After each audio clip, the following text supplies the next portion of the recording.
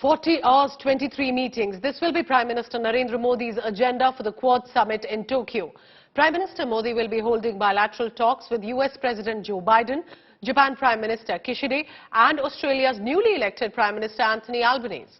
Interestingly, Prime Minister Modi and Joe Biden will be holding one-on-one talks on Tuesday. And at the end, at the Quad Summit, PM Modi will also hold bilateral talks on various topics. So from the China challenge in the Indo-Pacific to the war in Ukraine to the new global order, PM Modi will be helming a diaspora outreach apart from that in Tokyo. So there will be different agendas on the itinerary. There will be focus on post-COVID recovery and building on health security, steps to combat climate actions and sustainable infrastructure projects to create a resilient supply chain that will also be a part of the itinerary.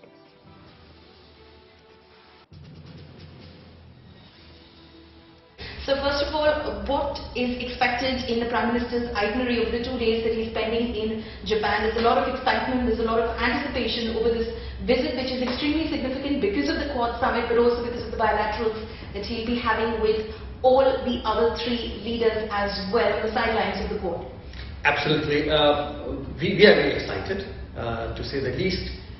There are various elements in the program. The Quad is the core element of the entire visit.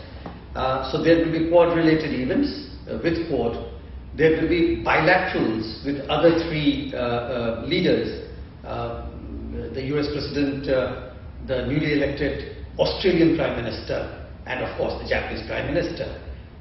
So these three will take place separately. Then there will be some economic dialogue going on with the economic players, the private sector.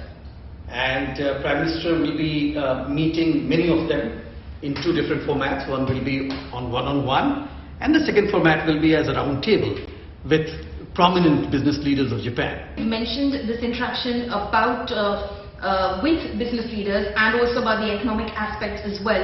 Now we do know that when Prime Minister Kishida did visit India, there was a commitment of 5 trillion yen over the next 5 years, which was made in public and private enterprises. Is there expected to be any further enhancement as far as the economic cooperation between the two countries are concerned? Palmiji, if you look at it, it is just 2 months since that particular commitment was made, or the ambition was set.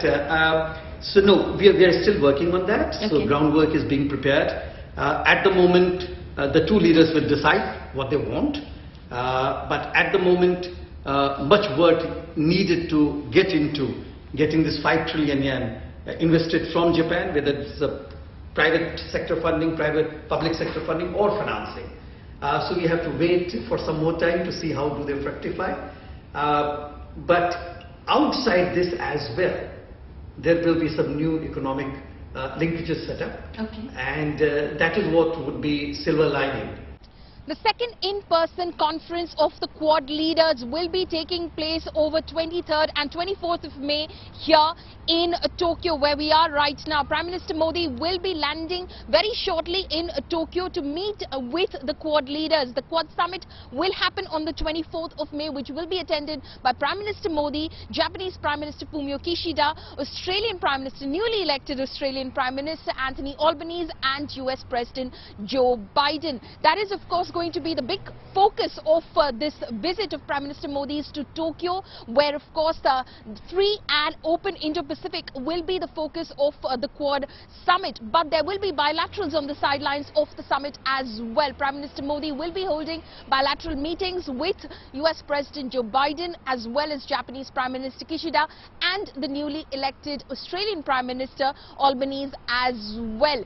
Also, very importantly, he will be interacting with Indian community members over here in Tokyo as he lands, but very importantly also with Japanese business delegations as he of course looks at increasing the possibility of Japanese investments in India. Remember that when Prime Minister Fumio Kishida had visited India last, he had of course made a promise, an economic package of 5 trillion yen in public and private enterprises were in fact promised by the Japanese, and there is indication that there could be a possibility of enhancement of that same economic cooperation between the two countries as well. So it's going to be very packed as far as these 2 days are concerned when Prime Minister Modi lands here in Tokyo, and we at India Today will be bringing you all the latest updates, including the key takeaways from that extremely significant Quad Summit that takes place on the 24th of May. With Shweta Singh in Tokyo, Poulomi, Saha for India Today.